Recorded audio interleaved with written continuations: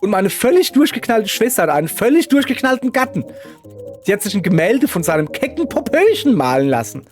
Und jetzt kringeln sie sich den lieben langen Tag vor Lachen darüber. Man sieht seine Poritze! Man sieht seine Poritze! Man sieht seine Poritze! Poritze! Der perfekte abgedrehte Deckel für den perfekten schrulligen Topf. Widerlich.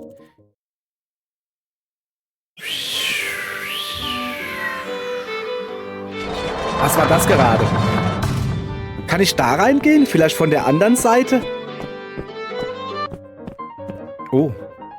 Oh. Klavierkord-Tastenhauer verschiedener Gattungen. Vielleicht muss der Kopf größer sein. Vielleicht muss der Ton komplett ersetzt werden. Vielleicht muss das zentrale Thema größer sein. Vielleicht muss das Ambiente kleiner sein. Vielleicht muss der Fokus komplett ersetzt werden. Vielleicht muss der Mann schwungvoller sein. Was geht's denn hier? Vielleicht muss der Fokus grandioser sein. Vielleicht muss der Ton umgedreht werden. Was ist denn hier? Zwei Affen, die an einem Gemälde arbeiten. Ich gucke mir das mal an. So. Sie wirken etwas unentschieden, was die feineren Details ihres Werkes angeht. Ich will diese ungewaschenen, nichtswürdigen Flohschleuder nicht anfassen. Bitte sprich nicht so über die Affen. Ich habe von Künstlern geredet. So, wenn ich so frei sein dürfte. Okay, was malen die denn da? Da unten das Bild. Oder wie? Er setzt doch den Hintergrund durch eine gepflegte Hecke.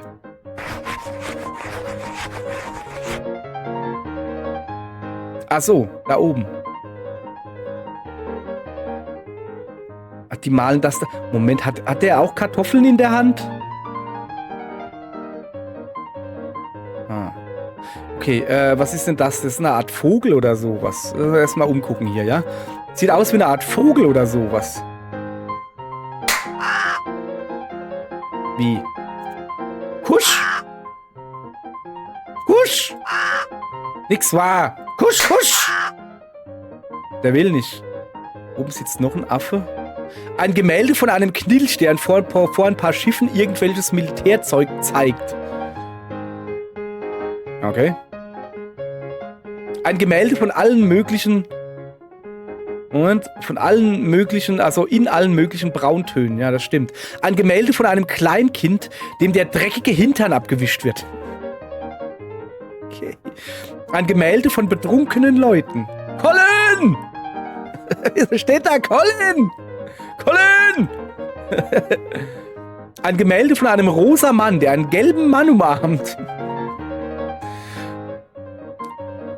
Also, mir fallen da ganz andere Sachen auf. Ein Gemälde von verschiedenen Dingen mit verschiedenen Texturen. Also mit Perspektive hat das aber nicht so, oder? Hieronymus Bosch, was war das für ein Gemälde? Ein Gemälde von einem Schlafzimmer, wo einige gruselige Sachen passieren. Ach so, ja, stimmt. Wir machen hier Kunst. Wir lernen gerade Kunst, ja. Ein Gemälde von Leuten, die auf grellen Fliesen stehen und eine Vase bewundern. Ein Gemälde von einem Saufgelage, das etwas aus dem Ruder gelaufen ist. Wilson! Ein Gemälde von zwei Versagern mit Heiligenschein. Okay, das da kenne ich. Das ist aus dem Musikvideo Where the Wild Roses Grow von dem Typ mit der dunklen Stimme. Ein Gemälde von einer netten Dame, die in einem Fluss abhängt. Okay. Ein Gemälde, in dem der noble Akt des Mordens zu einem lächerlichen Spiel gemacht wird. Aha. Ein Gemälde von frechen Äffchen beim Backgammon-Spielen. Ein Gemälde von einem Maler, der ein Gemälde von musikalischen Menschen malt. Wo sind denn die musikalisch? Achso, die singen. Achso. Ein Gemälde von ein paar Tunichtguten, die irgendwas ganz Übles zusammenbrauen. Ein Gemälde von einem Puppenhaus mit ernsthaften Perspektiven. Okay, ich verstehe so. Wie ist das, ne? Was haben wir hier? Ein Gemälde von zwei schwachen kleinen Männern in einem großen, gefährlichen Wald. Wieso sind denn die schwach und klein? Das ist doch Challenger! Das sieht irgendwie so aus wie die verlorene Welt, weißt du? Ein Gemälde von nackten Muskelpaketen, die von Außerirdischen entführt werden. Junge! Ihr habt da voll das Zeug im Intimbereich. Also ich würde mal mit Waschen probieren oder so. Das sieht ja übel aus. Haben wir sonst noch was?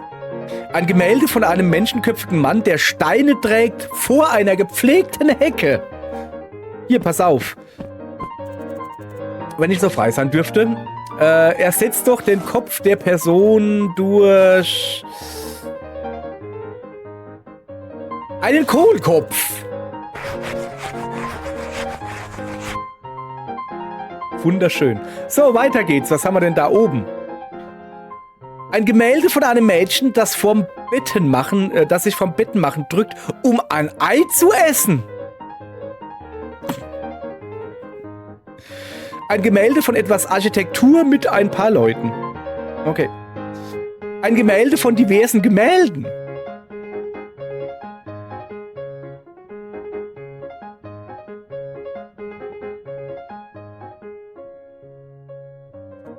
Okay.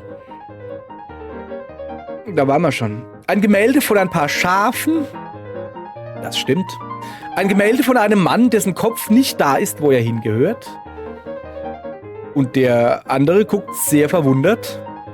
Ein Gemälde von ein paar Drogensüchtigen, die in der U-Bahn abhängen. Was ist das hier? Eine Gruppe von Affen, die ein paar Kunstwerke begutachten. Ach, stimmt. Ein Gemälde von einem Kobold mit Hängebrüsten, der in einem undichten Fass feststeckt. Das ist zur Hölle. Ein Gemälde von Tieren, die sich alle erstaunlich gut verstehen. Stimmt. Eine unheilvolle Andeutung der Zukunft. Lass mal. Sieht alles sehr unheilvoll und seltsam aus. So. Eine Gruppe von Affen, die ein paar Kunstwerke begutachten. Okay, lass mal gucken. Oh, da sind noch mehr Fotos. Die sind ganz von den Einzelheiten des Gemäldes eingenommen. Ich will diese ungewaschen, nichtswürdigen Flohschleuder nicht anfassen. Sprich nicht so über die Affen. Ich habe von Künstlern geredet. Die Pinselführerin ist einfach überwältigend. So, ein Gemälde von einem jungen Burschen, der darauf brennt, die Fäuste zu schwingen. Er hat aber ordentlich Unterkörper. Ein Gemälde von Leuten, die ihr Leben leben. Ein Gemälde von einem kleinen Mann, der ein paar Stufen zu einer Wasserquelle hinunterhinkt. Okay. Ein Gemälde von ein paar Burschen, die sich in einer Taverne vergnügen. Auch das ist richtig. Ein Gemälde von ein paar beschwipsten Säufern, die sich über die Rechnung streiten. Okay. Und eine Klavierchord-Tastenhauer verschiedener Gattungen. Wir gucken uns die mal an, ja? Zwei Affen und eine menschliche Dame spielen Frédéric Chopins Minutenwalzer in Des-Dur. Wollte ich gerade sagen. Bravo! Gut.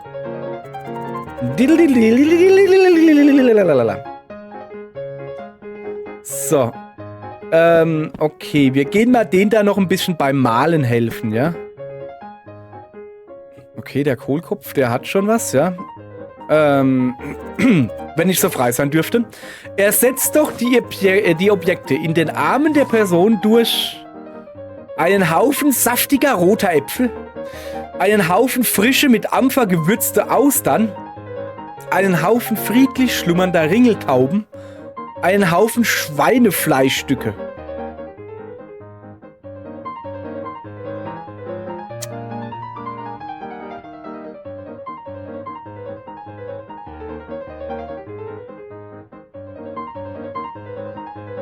Du. Einen Haufen frische, mit Ampfer gewürzte Austern.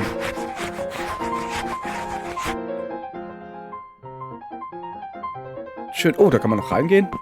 Okay, oh, da ist eine Frau. Eine miesepetrige Edelfrau. Das sind noch deutlich mehr Bilder. Ich hatte ja keine Ahnung, dass eine Frau so viel Perlen haben und trotzdem so unglücklich sein kann. Du weißt nicht viel über Frauen, was? So gut wie gar nichts. Das ist eine sehr nette Idee, aber ich ziehe es vor, Frauen und Schrägstrich oder Kindern gegenüber nicht ohne einen guten Grund gewalttätig zu werden. Juhu! Hallo. Hi.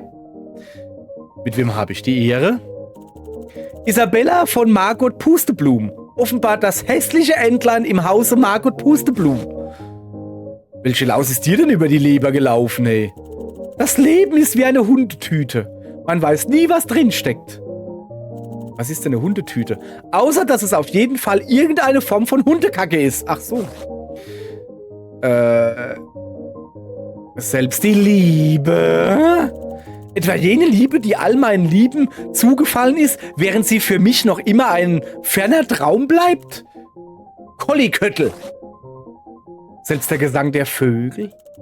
Meinst du das Krächzen der Krähen, die mich schon wecken, bevor die Sonne selbst auch nur ans Aufstehen denkt? Schnauzerscheiße! Selbst eine warme, zart schmelzende Schokotorte mit pochierten Pflaumen und frischer Sahne? Des Teufels Gebäck, das mich dazu verleiten will, meine Strumpfbänder und mein Korsett zu sprengen? Mopsmist! Selbst eine kühle Brise an einem heißen Sommertag? Ah ja, das Lüftchen, das all die Allergene zu mir weht, die jeden Frühling meine Augen und meine Nase jucken und triefen lassen? Husky-Haufen! Kann ich dir vielleicht irgendwie helfen oder so? Ja, ich bin einsam und vom Neid zerfressen. Meine dümmliche eingebildete Schwester hat einen dümmlichen eingebildeten Gatten. Nichts scheint ihnen mehr Freude, um gemeinsam dieses geschmacklose Gemälde anzustarren. Du bist eine Augenweide, meine Liebe. Er hat deine Pinselstriche so gekonnt eingefangen. Ich bin so eine verdammte Augenweide, ich kann es kaum ertragen. Ich sehe aus wie eine Prinzessin. Sie sind wie füreinander geschaffen. Ja, blöde Sache. Und meine völlig durchgeknallte Schwester hat einen völlig durchgeknallten Gatten. Sie hat sich ein Gemälde von seinem kecken Popöchen malen lassen. Und jetzt kringeln sie sich den lieben langen Tag vor Lachen darüber. Man sieht seine Poritze! Man sieht seine Poritze! Man sieht seine Poritze! Poritze! Der perfekte abgedrehte Deckel für den perfekten schrulligen Topf. Widerlich. Ich habe kein Gemälde und keinen Gatten. Ich habe ein Bild für dich gemalt, Mutter. Jetzt nicht, Schätzchen. Die Erwachsenen reden. Aber Mutter, ich habe den Pointillismus erfunden. 500 Jahre bevor irgendjemand anders auch nur daran denkt. Du hast hässliche Fingergemälde nicht erfunden, Schätzchen. Und mir geht sowieso nicht um die vermaledeiten Gemälde. Ich will einen Gatten. Ah, alles klar. Ein Gatte kommt sofort. Aufgabenliste aktualisiert. Bist du die Inhaberin dieser gar edlen Einrichtung? Nein, diese zweifelhafte Ehre gebührt meiner Schwester Philippa Jane, der teuren erstgeborenen Tochter des Hauses. Wie stellst du dir deinen Gatten denn vor? Ich bin wirklich nicht wählerisch. Er muss nur bereit sein, sich zu vermählen. Ja, also jemand, der schon viel herumgekommen ist, etwas von der Welt gesehen hat und jetzt bereit ist, sich zu binden? Nein, er muss bereit sein, sich jetzt gleich zu vermählen. Sein Outfit muss zu meinem passen. Rot, weiß und grün mit einem einzelnen, unpassenden braunen Ärmel. Er sollte schon einen Verlobungsring am Finger und einen Reif auf dem Haupt tragen. Er muss ein Sträußchen Vergissmeinnicht für mich haben, das zu den Blüten in seinem Haar passt. Und die Flitterwochen müssen schon bezahlt sein. Das ist sehr spezifisch. Ich fürchte, mit den Ansprüchen geht hier nie einer ins Netz. Ich will kein Netz nach dem nächstbesten auswerfen, ich will Amors Pfeil verschießen. Und wenn du nicht helfen willst, ihn zu lenken, dann überlasse ich das Ganze eben dem Schicksal. Ja, schon gut, ich tue, was ich kann. Wo findet man denn so einen Gatten? Im Wald. Sein Name ist Jasper. Okay, Wiedersehen. Adieu. Okay, pass auf, wir kümmern uns jetzt erstmal.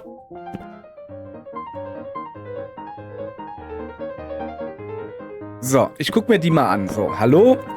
Die sind ganz von den Einzelheiten des Gemäldes eingenommen. Ja, okay, pass auf. Ich würde hier gerne rausgehen. Und zwar folgendes. Ich will nämlich jetzt was gucken. Da hinten am See. Hat der jetzt einen Kohlkopf und steht vor einer Hecke? Er hat einen Kohlkopf und steht vor einer Hecke. Und die schießen Austern. Da habe ich es mir doch gedacht. So, pass auf. 2 sorglose Einheimische, die einen Haufen frische, mit Ampfer gewürzte Austern ins Wasser schießen.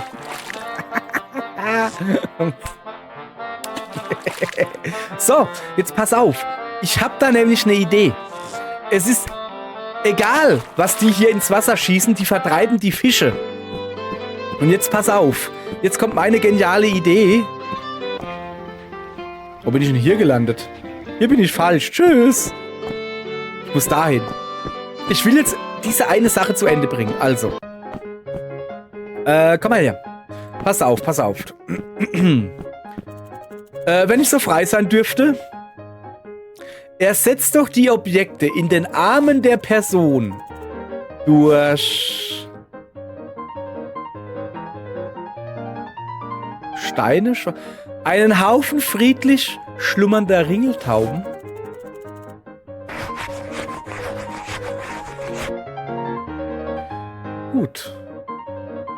Gut. So, jetzt pass auf.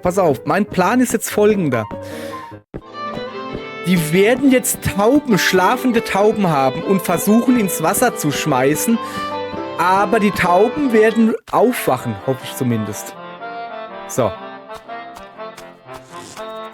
2 sorglose Einheimische, die einen Haufen friedlich schlummernder Ringeltauben ins Wasser schießen. Junge, das ist doch cool. So, pass auf. Hallo. Hallo. Achso, der kann nicht reden, der ist ein Kohlkopf. Warum schießt ihr einen Haufen friedlich schlummernde Ringeltauben in die Luft? Das hier ist eine kleine Stadt. Viele kommen hierher, um ein ruhiges Leben zu genießen. Wir sind hergekommen, den Gesetzen zu entkommen, die den Rest dieses Landes fesseln. Ich glaube nicht, dass es irgendwo in diesem Land Gesetze gibt, die es verbieten, einen Haufen friedlich schlummernde Ringeltauben in die Luft zu schießen. Es ist nur ein bisschen sonderlich. Es gibt vielleicht keine richtigen Gesetze. Wir sind hier, um solchen Vorurteilen zu entkommen. Gut, das sehe ich ein. So, ich habe übrigens genug gehört. Der da kann nicht mehr reden, das ist schon sehr praktisch für einen Point-and-Click. Okay, jetzt pass auf. Okay. So. Pass auf. Folgendes. Ich gehe jetzt zu dem Fischerjungen und sage, er soll gefälligst angeln. So. Wirf die Rute raus. Aus. So. Warte.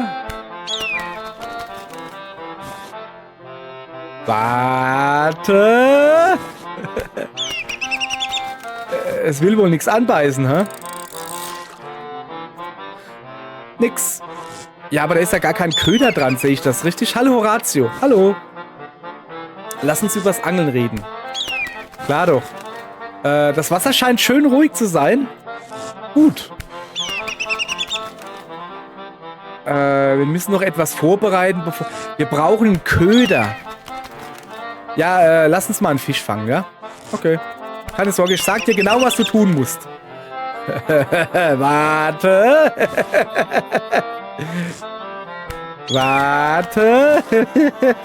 Wirf die Rute raus. Achso, sagt es dem Sohn. Ja, aber hol sie ein. Nix. Ja, natürlich nix. Wir brauchen einen Köder. Wo kriege ich denn hier einen Köder her?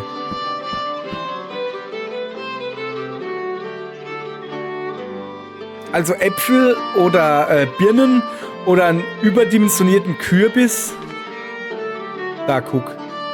Erstmal gucken, was das hier ist. Fortsetzen, also das ist hier falsch. So, was ist das hier? Aufgabenliste. Jetzt bleib hier. Vollbringe 7 gute Taten, Gott wird dich leiten. Hilf Horatio, seinen Kindern das Angeln beizubringen, da bin ich dabei. Finde einen Gatten für die Frauen der Galerie. So, hier gibt's Obst und oder Gemüse. Wirklich ungeheuer überdimensionierter Gartenkürbis. Birnen. Erdbeeren, das sind doch keine, das sind Erdbeeren. So, pass auf. Ich war da gerade drin und da hat es mich sehr verwundert, wo ich hier wohl bin. Ein Spinner, buchstäblich. Ein armer Spinner, der buchstäblich am Rad dreht. Es reicht, wenn hier einer am Rad dreht. Ja, okay. Mit dem Spinner will ich mich nicht einlassen. So, erstmal die brauchen Applaus. Applaus, bravo. Was ist das überhaupt? 2 schwindelfreie Lautenisten geben Monsieur Lulaire His Choice von Thomas Ford zum Besten. Okay. Bravo. Dumm, dim, dumm, diddli, dim, dim, dumm, strum, strum. Okay. Ein Webstuhlarbeiter. Ein freundlicher Webstuhlarbeiter, der nur darauf wartet, am Webstuhl etwas zu weben. Hinter seinem Webstuhl ist er vor jeglichen Übergriffen sicher. Hallo. Hi. Mit wem habe ich die Ehre? Ich bin dann, der hiesige Weber. Ich webe Gewebe. Tücher, Kleidung, so etwas eben. Und jede Menge anderes cooles Zeug aus Stoff. Das ist nicht nur mein Beruf, sondern auch meine Berufung. Hauptsächlich letzteres, denn ich werde selten dafür bezahlt. Wie läuft das Geschäft? Schlecht. Herrje, das tut mir leid. Nein, das ist gut. Ich bin Kunsthandwerker. Leute wie ich brauchen finanzielle Unsicherheit, um uns zu motivieren.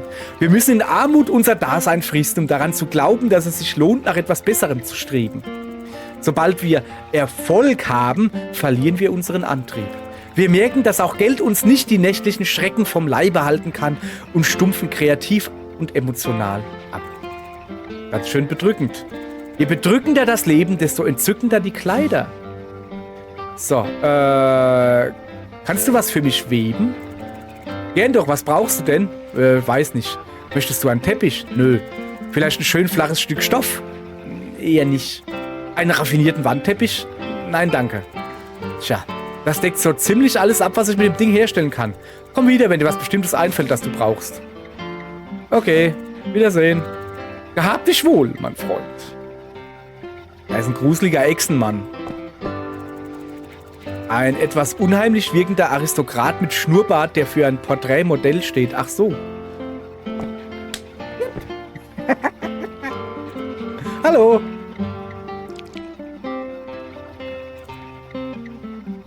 Schnurrbart.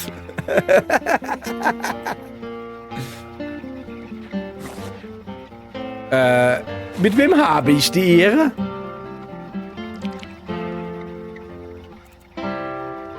Schnurrbar. Schnurrbar. Schnurrbar.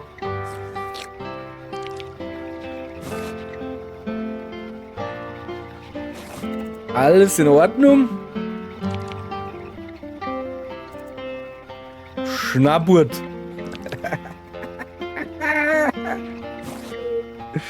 Wie läuft das Geschäft?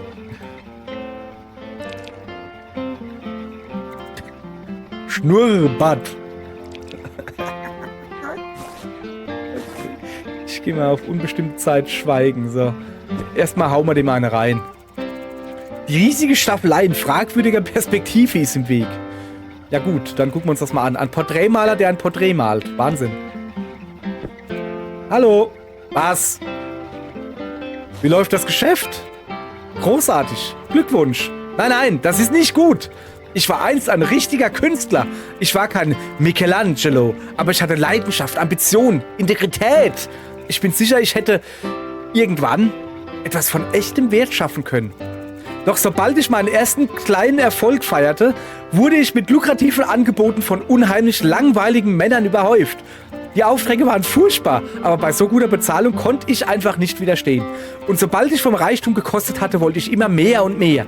Ich habe die abgrundtiefe Traurigkeit in den Augen tausender reicher Männer gesehen und glaube doch, dass es mir anders ergehen wird. Ich glaube noch immer, dass mehr Geld mich endlich glücklich machen wird. Ich muss es glauben, denn sonst muss ich mir eingestehen, dass ich mein Leben völlig umsonst dem Herumschmieren von Farben auf einer Leinwand gewidmet habe. Warum machst du nicht einfach wieder richtige Kunst? Ich habe eine Vorliebe für Austern entwickelt und frage mich jetzt, wie wohl Störrogen schmeckt. Okay, mit wem habe ich eigentlich die Ehre? Ich bin Patrick Frostig der Jüngere, der hiesige Porträtmaler. Ich male langweilige Porträts von lästigen Männern und erhalte dafür enorme Mengen Geld. Nicht übel. Kannst du was für mich malen? Ich bin gerade beschäftigt. Außerdem nehme ich keine Aufträge von Fremden an. Und ich finde dich unbeschreiblich hässlich. Au. Hier, nimm den Skizzenblock und die Feder und male deine eigenen vermaledeiten Porträts. Danke. Tschüss. Gut. Skizzenbuch und Feder. Kann ich die dem da geben? Hoppala.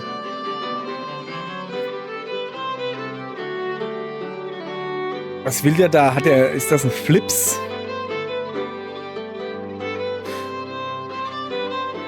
Also das ist ein Hund.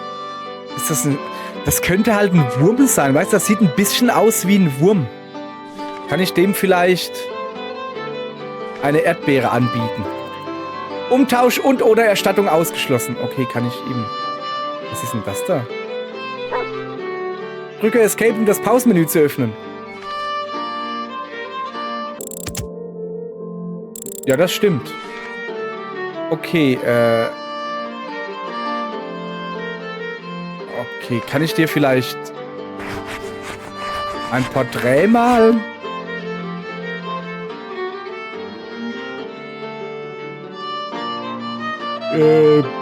Ich hab grad...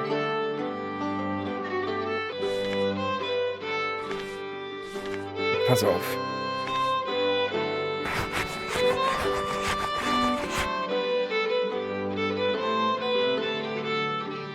Er hat aber eine recht hohe, große, riesige Schamkapsel.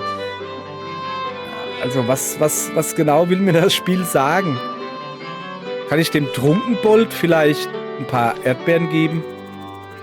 Ich werde meine mühsam gehorteten Fressalien bestimmt nicht mit diesem Heini teilen. Okay. Also ich habe eventuell, hat der Junge da einen Wurm in der Hand. Es könnte sein, ich bin mir aber auch nicht sicher. So, ich gehe mal darüber ins Haus. Mal gucken, was da los ist. Was ist denn hier los? Ein Djinn? Ist doch kein Djinn. Er wirkt sehr entspannt. Da ist eine Art Vogel oder sowas. Ja.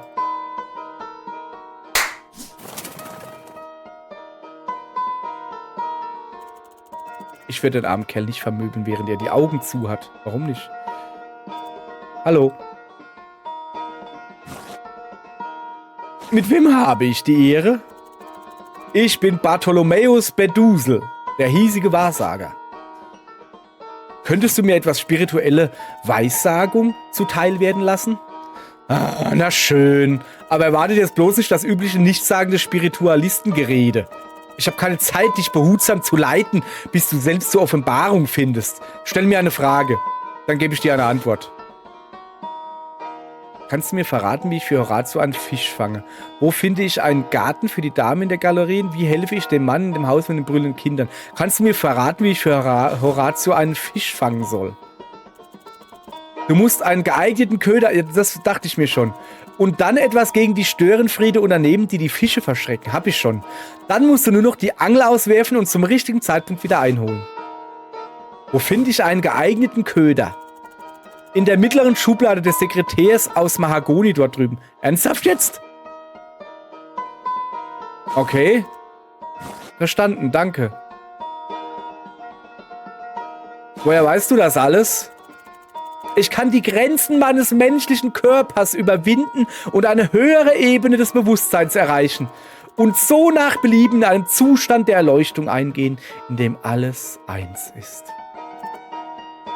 Nicht schlecht. So, mehr Ratschläge brauche ich erstmal nicht fürs Erste. Danke. Ja, du packst es. Dann lasse ich dich mal in Ruhe, ja?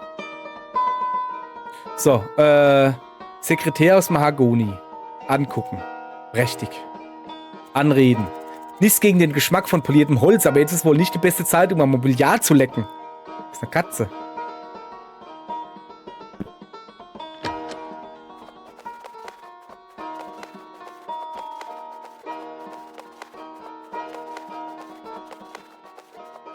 Ich bin verwirrt. Also ist das jetzt die Lösung? Musste ich das machen?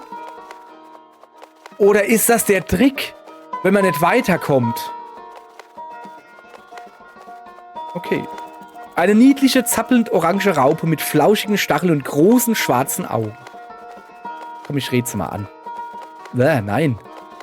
Upp. Dankeschön.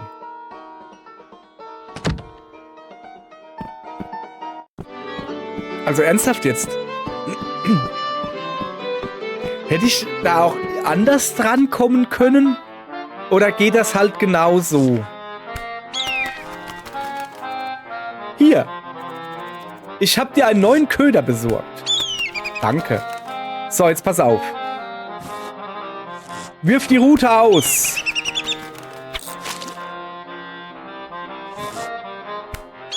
Warte. Warte. Hol sie ein! Ja! Ein Fisch! Ein Fisch! Ein Fisch! Vielen Dank, Fremder. Du hast Horatio eine große Freude gemacht. Als Zeichen meiner Dankbarkeit kannst du diesen Stallschlüssel haben. Danke. Herrgott Sakra, wo ist denn der jetzt hingegangen? Liebst du mich jetzt, mein Kind? Verpiss dich, Papa. Glaubst du, ein schäbiger Fisch macht 10 Jahre Vernachlässigung wett? Oh nein. So, also ich habe jetzt was? Ein Stallschlüssel. Ich habe das Gefühl, das könnte wichtig sein. Ein Stallschlüssel. Wo ist denn hier ein Stall? Der einzige Stall, den ich sehe, ist der da.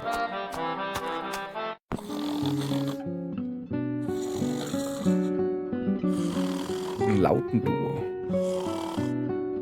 Kriecherischer Schranzen. Der Sabbat. Nun, Husch, husch, Vogel.